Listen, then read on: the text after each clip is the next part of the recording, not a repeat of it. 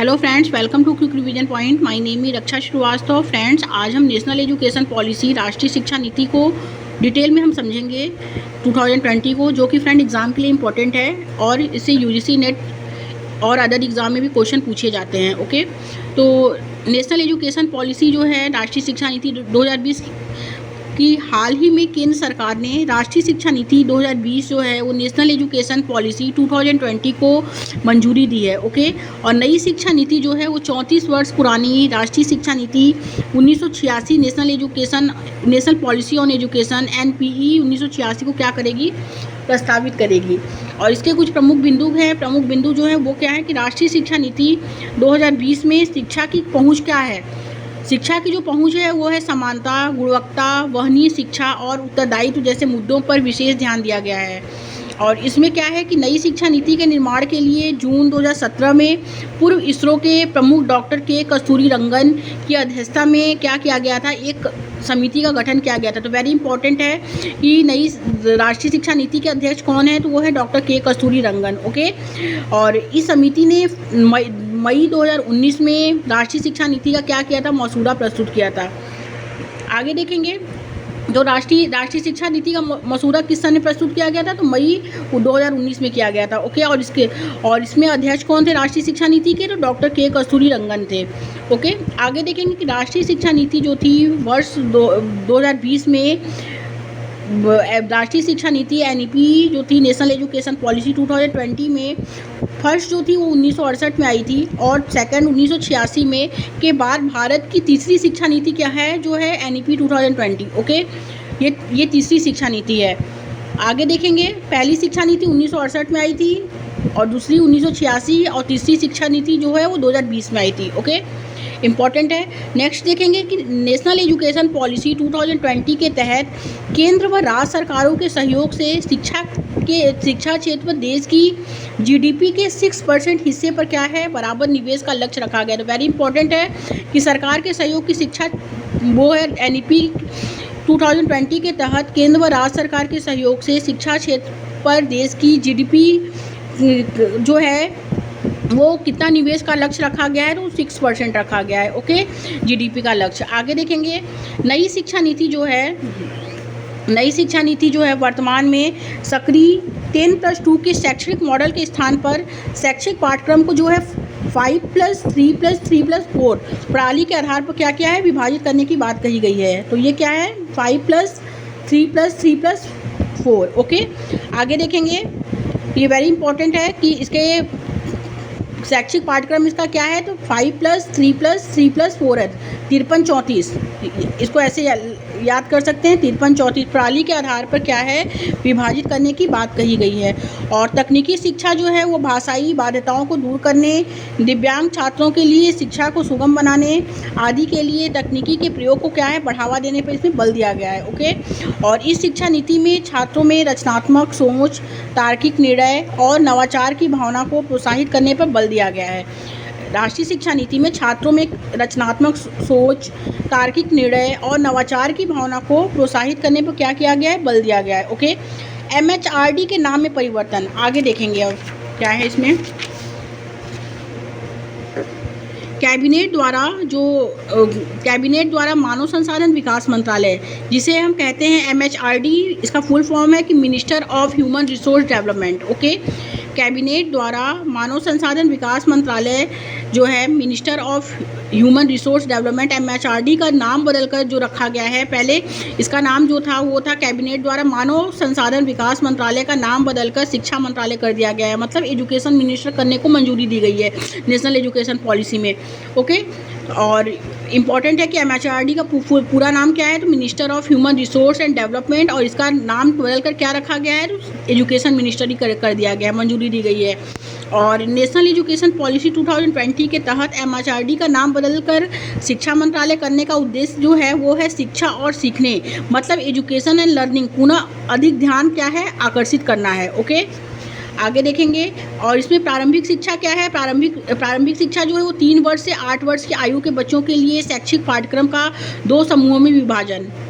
और आगे देखेंगे 3 वर्ष से 6 वर्ष की आयु के बच्चों के लिए जो है वो आंगनबाड़ी बाल वाटिका, प्री स्कूल के माध्यम से मुक्त, सुरक्षित और गुणवत्ता युक्त प्रारंभिक बाल्यावस्था देखभाल और शिक्षा, मतलब शिक्षा, early childhood care and education जो है ECCE की उपलब्धता सुनिश्चित करना इसमें है। ओके, और ये भी इम्पॉर्टेंट है। ECCE का फुल फॉर्म पूछता है तो वो क्या है, early childhood care and education. Okay, आगे देखेंगे। और इसमें है कि 6 वर्ष से 8 वर्ष तक के बच्चों को प्राथमिक विद्यालय में कक्षा 1 और 2 में शिक्षा प्रदान की जाएगी।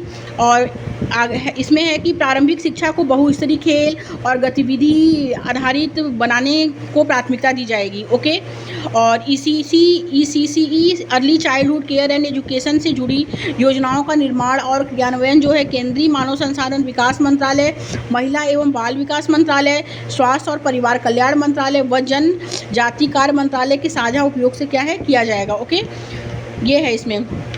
और इस बुनियादी साक्षरता और संज्ञानात्मक ज्ञान पर इसमें इसका जो राष्ट्रीय मिशन है वो क्या है, तो NEP में MHRD जो है कि MHRD द्वारा बुनियादी साक्षरता और संज्ञानात्मक ज्ञान पर एक राष्ट्रीय मिशन की स्थापना की मांग भी की गई है इसमें।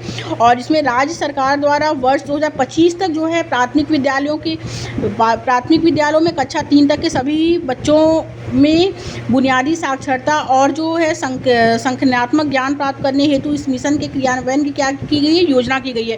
प्राथमिक स्तर पर जो है इसमें 2025 तक की गई है। ओके, मतलब सभी बच्चों की में बुनियादी साक्षरता और संज्ञानात्मक ज्ञान प्राप्त करने हेतु इस मिशन के क्रियान्वयन की योजना की गई है। आगे देखेंगे। और इसमें है कि और भाषाई विविधता को बढ़ावा और संरक्षण। ओके, तो इसमें भाषाई विविधता को क्या बढ़ावा दिया गया नेशनल एजुकेशन पॉलिसी में, तो नेशनल एजुकेशन पॉलिसी 2020 में कक्षा 5 तक की शिक्षा में मातृभाषा यानी मदर टंग, स्थानीय या क्षेत्रीय भाषा को अध्यापन के माध्यम के रूप में अपनाने पर बल दिया गया, मतलब कि मल्टीलिंगुअलिज्म, बहुभाषावाद पर इसमें जोर दिया गया है। ओके, और साथ ही इस नीति में मातृभाषा को कक्षा 8 और आगे की शिक्षा के लिए प्राथमिकता देने पर सुझाव दिया गया है। ओके, तो आगे है कि स्कूली और उच्च शिक्षा में छात्रों के लिए संस्कृत और अन्य प्राचीन भारतीय भाषाओं का विकल्प जो है उपलब्ध होगा, परंतु किसी भी छात्र पर भाषा के चुनाव की कोई बाध्यता इसमें नहीं होगी। ओके, आगे देखेंगे। और NEP 2020 के तहत जो है वो भारतीय भाषाओं के संरक्षण और विकास के लिए भारतीय अनुवाद और व्याख्यान संस्थान जो है Indian institute of translation and interpretation जो है पारसी, पाली और प्राकृतिक के लिए राष्ट्रीय संस्थान national institute for Pali, Persian and प्राकृतिक स्थापित करने के साथ उस शिक्षण संस्थानों में भाषा विभाग को मजबूत बनाने एवं उस शिक्षण संस्थानों में अध्यापन के माध्यम से मातृभाषा, स्थानीय भाषा को बढ़ावा दिए जाने का क्या है, इसमें सुझाव दिया गया है नेशनल एजुकेशन पॉलिसी 2020 में। ओके, आगे देखेंगे। और नेशनल एजुकेशन पॉलिसी 2020 में एक ऐसे पाठ्यक्रम और अध्यापन प्रणाली विधि के विकास पर बल दिया गया है जिसके तहत पाठ्यक्रम के बोझ को कम करते हेतु छात्रों में 21वीं सदी के कौशल के विकास, अनुभव आधारित शिक्षण और तार्किक चिंतन को प्रोत्साहित करने पर क्या किया गया, इसमें विशेष ध्यान दिया गया है। ओके, और इस नीति में प्रस्तावित सुधारों के अनुसार कला और विज्ञान, व्यावसायिक तथा शैक्षणिक विषयों एवं पाठ्यक्रम व पाठ्योत्तर गतिविधियों के बीच जो है बहुत अधिक अंतर नहीं होता है। आगे देखेंगे। कक्षा 6 से ही शैक्षणिक पाठ्यक्रम में व्यावसायिक शिक्षा को शामिल कर दिया जाएगा और इसमें इंटर्नशिप की व्यवस्था भी इसमें दी जाएगी।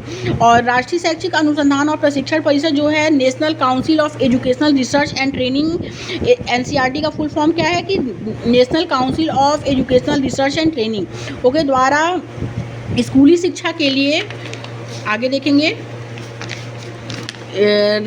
स्कूली शिक्षा के लिए राष्ट्रीय पाठ्यक्रम रूपरेखा यानी नेशनल करिकुलम फ्रेमवर्क की रूपरेखा तैयार की गई है। ओके, और नेशनल एजुकेशन पॉलिसी 2020 में छात्रों की सीखने की प्रगति की बेहतर जानकारी हेतु नियमित और रचनात्मक आकलन प्रणाली को अपनाने का क्या किया गया है, इसमें सुझाव दिया गया है।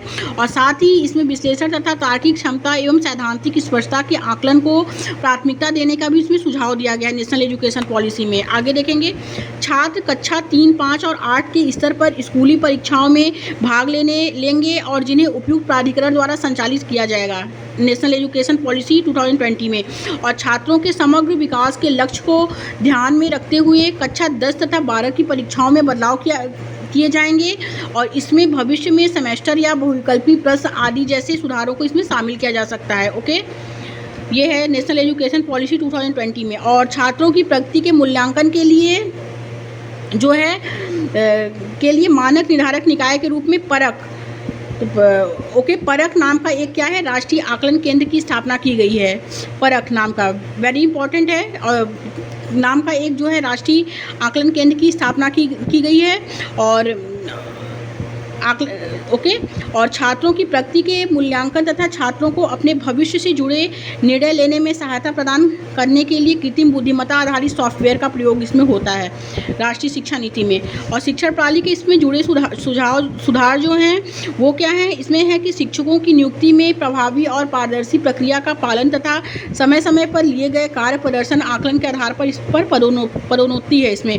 और इसमें राष्ट्रीय अध्यापक शिक्षा परिषद वर्ष 2022 तक शिक्षकों के लिए राष्ट्रीय व्यावसायिक मानक का विकास किया जाएगा। और इसमें राष्ट्रीय अध्यापक शिक्षा परिषद द्वारा एनसीईआरटी के परामर्श के आधार पर अध्यापक शिक्षा हेतु राष्ट्रीय पाठचर्या की रूपरेखा का इसमें विकास किया जाएगा। और वर्ष 2030 तक अध्यापन के लिए न्यूनतम डिग्री योग्यता 4 वर्षीय होगी और एकीकृत बीएड डिग्री का होना जो है वो अनिवार्य किया जाएगा। ओके, वर्ष 2030 तक अध्यापन के लिए जो है वो न्यूनतम डिग्री योग्यता 4 वर्षीय होगी और एकीकृत बीएड डिग्री का होना भी इसमें अनिवार्य किया जाएगा। और है इसमें कि उच्च शिक्षा में मतलब हायर एजुकेशन में से क्या किया जाएगा, एनईपी 2020 के तहत उच्च शिक्षण संस्थानों में सकल नामांकन अनुपात जो है इसमें gross involvement ratio very important है 26.3% है। और वर्ष 2018 से बढ़ाकर 50% तक करने का इसमें लक्ष्य रखा गया है। ओके, और इसके साथ ही देश के उच्च शिक्षण संस्थानों में 3.5 करोड़ नई सीटों को जोड़ा जाएगा उच्च हायर एजुकेशन में। तो हायर एजुकेशन में जो ग्रॉस इन्वॉल्वमेंट रेशियो है वो 26.3% वर्ष 2018 से बढ़ाकर 50% तक का करने का क्या है इसमें लक्ष्य रखा गया है। ओके, हायर एजुकेशन में। और एनईपी 2020 के तहत स्नातक पाठ्यक्रम में महत्वपूर्ण सुधार किया गया है। और इसके तहत 3 या 4 वर्ष के स्नातक कार्यक्रम में छात्र जो हैं कई स्तरों पर पाठ्यक्रम को जोड़ सकेंगे और उन्हें जो है उसी के अनुरूप डिग्री या प्रमाण पत्र प्रदान किया जाएगा। जैसे 1 वर्ष के बाद सर्टिफिकेट, फिर 2 वर्षों के बाद एडवांस डिप्लोमा और 3 वर्षों के बाद स्नातक की डिग्री। ओके, तथा 4 वर्षों के बाद शोध के साथ स्नातक। ये जो है एनईपी 2020 में है। और इसमें जो है कि विभिन्न उच्च शिक्षण संस्थानों से प्राप्त अंकों या क्रेडिट को डिजिटल रूप से सुरक्षित रखने के लिए एक एकेडमिक बैंक जो है ऑफ क्रेडिट दिया जाएगा, जिसमें अलग अलग संस्थानों में छात्रों के प्रदर्शन के आधार पर उन्हें डिग्री प्रदान की जा सके। और नई शिक्षा नीति के तहत एमफिल कार्यक्रम को भी समाप्त कर दिया गया है। ओके, तो ये है फ्रेंड नेशनल एजुकेशन पॉलिसी 2020 जो वेरी इंपॉर्टेंट एग्ज़ाम के लिए। Thank you.